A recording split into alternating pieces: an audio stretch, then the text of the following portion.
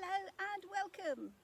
Today I'm planting some more plants into another new meadow garden space. I've been creating extra garden space all summer long, laying down cardboard and covering that with a thick layer of freshly cut grass clippings. Now this was one of the earlier beds I prepared this year. The grass clippings on top have gone nice and dark and black and decomposed. There are a few weeds that have pushed their way through, the occasional dandelion, and I've seen a dock plant that I need to dig out. But mostly we are clear of weeds and, most importantly, of the grasses that naturally have been growing in this grassy meadow. I'm putting in perennial plants. I'm hoping to establish this as a long-term flowery garden. It'll need some weeding and a little mulch, but predominantly, once it's got established, it should hopefully pretty much take care of itself. Going into the new planting space today, I have about a dozen gladioli that I have dug up from elsewhere in the garden that are going to go into this space. 2 agapanthus plants that I had growing in raised garden beds, but they did actually overwinter in those raised beds last year, outdoors. So I'm very happy they'll do quite nicely out here in the garden meadow. I do have 1 agapanthus growing inside the polytunnel. So if the winter gets too harsh and kills them off, which I don't think it will, I do have a spare. These are doing very nicely. As I say, I planted them last spring and they overwintered last year, and actually both of them have multiplied because they were each just 1 plant when I put them in, and now they're 3 or 4 plants in each cluster. So I'll probably put them in separate places so I can have agapanthus spread around the garden. I have 1 ginkgo biloba tree that's going in here. It's a very slow growing tree. It's been stuck in this pot for far too long, several years. So it's time it had a bit of root space and went out into the garden. I love its pretty little fan-shaped leaves. And the history of the tree. Ginkgo biloba is actually a pine tree. Although it's not an evergreen, it does lose its leaves in the winter, or in my area it does. But it has these funny fan-shaped leaves. They're not this typical standard pine cone needles. I have this wonderful tray of both hollyhocks and some wormwood. The wormwood again has a lovely pretty foliage and hopefully should be safe from the rabbit and deers. It's got quite a strong natural herby smell and they're not keen on it. So with any luck, this won't get eaten. I'm hoping it'll deter them from coming near the bed at all, just because it's growing in here. 2 rather pathetic looking lilies. Now I bought these in a pot in a reduced section when they were in flower. They've got a really deep, dark, plummy coloured flower, almost black. But they've been getting hammered with the slugs and snails. I've seen the slimy trails, so not lily beetle. But the bulbs should be good in this pot. So I'm going to get those in the ground and hopefully they'll come up again next year. This is it with all of the things I'm planting. Fingers crossed they're going to come back year after year. I'm sticking things in the ground and seeing what makes it. If it dies off, I'll fill the empty spot with something else. Oh, I've got a random selection of various bulbs that I have been gathering up from around the garden. We've got daffodils and narcissus and alliums and I don't know what. Because once they're just a stack of bulbs, I don't know what they are. Flowers. I've been trying to sort them out into similar looking bulbs. That's why these are in this little pot, because they all look the same. I'll plant them in a group And these look different to these, but they all look the same as each other. So that's about the best I can do with them. And some will just be a random mix, and that is absolutely fine. Something I have bought to put in this year are 3 of these massive bulbs, and it's an allium called Globe Master. It should have a huge purple flower head with lots of little flowers on it. So I'm really looking forward to these. I hope they make it through. I bought 3 of them. They were pretty pricey at £5 a bulb. That's why I limited myself to only 3. So rather than planting them in a group together, I'm going to put them random spaces, many feet apart from each other, possibly even in different garden beds. I think I will. I'll put one up in my already planted garden beds. I'll find a spot and stick it in. And these 2 can possibly go at opposite ends of the bed I'm planting today, because it's a long strip of a bed rather than a chunky square. Now I'm only planting 1 in each planting spot rather than in a cluster, which would look quite nice, in the hope that in years to come they're going to naturally split and divide and spread and become a clump, which I can in the future dig up and separate and spread around. So they're a bit of a luxury treat for me this year.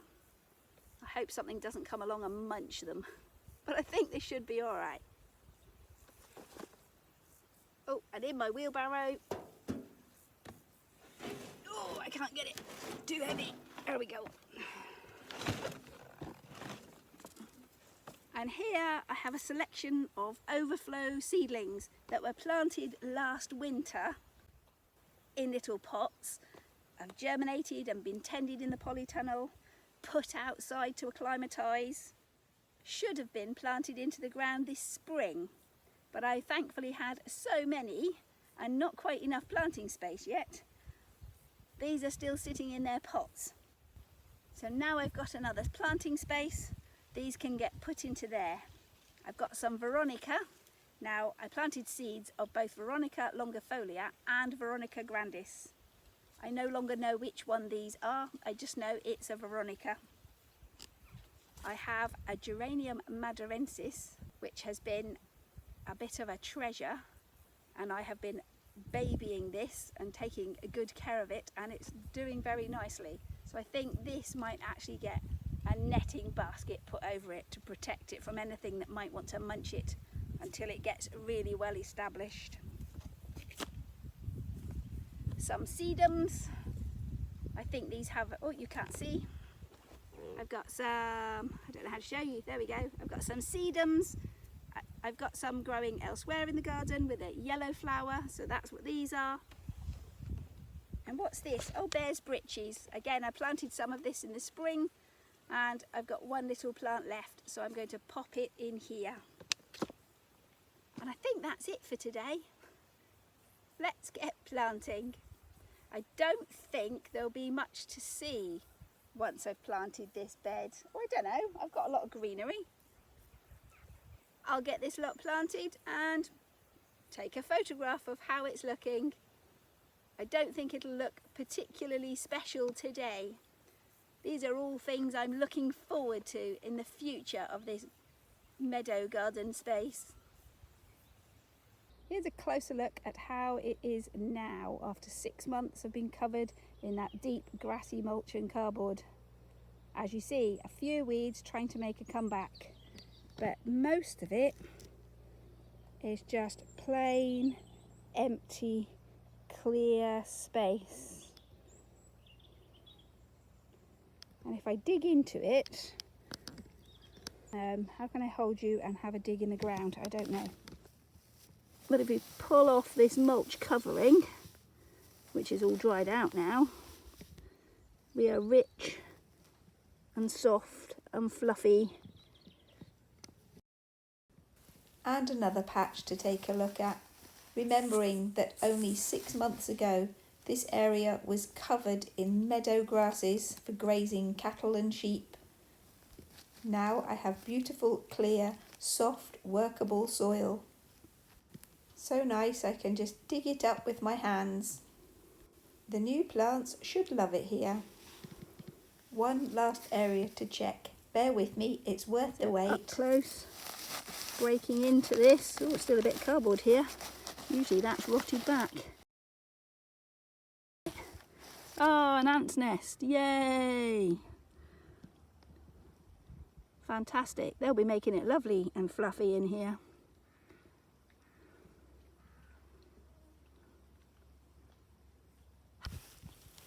Another advantage of that now beautiful soft loamy soil is the few weeds that have pushed their way through trying to make a comeback are now growing in that same soft loamy soil, so they're easy to uproot. That won't be growing anymore. The first plant in has been my ginkgo biloba tree. I'm also going to give it a ring of chicken netting just to protect it from the rabbits and deer. Off to find a stake to secure it in place. There we go. Next I'm going to carry on along that centre line and put in a row of 3 hollyhocks, very well spaced apart, so I can put other plants in between. Time to plant my new Globe Master bulbs, or the first of them anyway. A general rule of thumb with bulbs is to plant them in a hole that is as deep as the bulb is big. So I want to dig a hole deep enough that I could actually put this bulb in and have another bulb the same size on top. So its own size, dig a hole twice as deep, and that'll be perfect for this bulb. If I were planting a smaller bulb, like this one, it's exactly the same. I'd want a hole that's deep enough to place another bulb this size on top. So whatever size your bulb is, I want a hole double its depth. And also with my bulb planting, I'm not going to fill my hole with water. When I'm planting things out of pots or plants that have been dug up from elsewhere in the garden, are being transplanted, I'll dig the hole, fill it with water and then plant the plant. I'll repeat that. I'll dig the hole, fill it with water, let the water soak away, then I'll plant the plant. But with my bulb, I'm just going to pop it straight in the ground. It's dormant and asleep at the moment, so it's not desperate for water right now. The ground's nice and moist. We'll get rain eventually, frequently here. If you're wanting to spur your bulbs into germination and it's the right time of year for them and there's no rain forecast, then yes, certainly, plant your bulbs, give them a good drink. I'm sure we'll get rain soon, and I don't expect this to start growing until next summer. Well, maybe coming up in early spring. I don't expect it to flower until next summer. Bulb planted up in the direction of the ginkgo biloba. Not too close, of course. It is a tree. Now I need the spade. I'm going to put one of the agapanthus in this spot. It's got lots of roots already, so needs a much bigger hole. I'm planting up this centre line with taller plants, so I'm going to add the gladioli to the centre row as well, along with the ginkgo biloba and hollyhocks. Well, it's taken me a little while, but finally this long narrow bed has all been planted up. There's plenty of space to put more things in, but I don't think that'll be happening until next year. There's quite a few bulbs in here that obviously you can't see at the moment, so I'm looking forward to spring when they start showing themselves again. Because it's a long narrow bed, I've put a row of tallish things through the centre, that ginkgo biloba tree right at the top, and then a couple of clusters of gladioli, and the hollyhocks have gone through the middle as well. Only 3 hollyhock plants though, I still have 3 left to put elsewhere. And then on either side of my tall plants I've put the shorter things. Now we'll just have to wait and see how they get on. Cross our fingers they don't get munched. slugs, snails, deer, rabbits. It's pretty much on its own now I've put it in. I will continue to mulch around the things that survive and pull up any weeds that I happen to see and fill in any gaps with other plants. Looking forward to next summer to see how this bed gets on along with all the others I've already planted. Here in the polytunnel, the cucumber plants are still producing like crazy, and there's even more still to come. Although there are now lots of melons, considering I had issues early on with pollination, they do seem to be taking a long time to ripen. I think possibly because the evenings have cooled down and it's not quite so hot in here. Just been round to check on them, and when I touched this particular melon, it just fell off the plant. So I'm assuming this one's ready. It's not as big as the first few melons I harvested, but I'm sure it'll still taste just as delicious. It certainly smells very melony, which is another good indication that it's ripe and ready, is that strong melon scent. I was later in the season than usual this year, putting my tomato plants into the ground.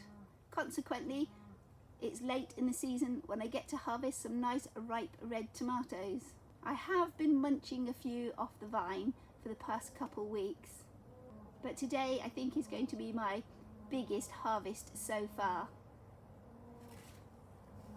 Starting with this beautiful little truss with 3 tomatoes on it.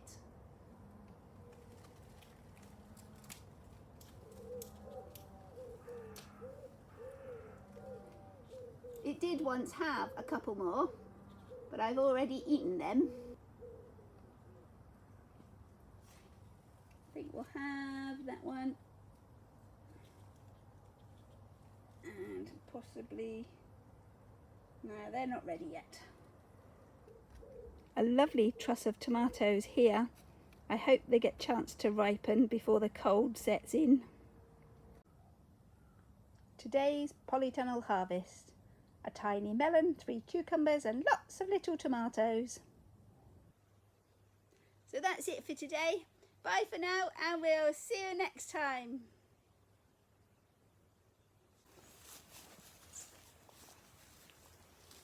Oh, falling in a hole. What's that? Don't know.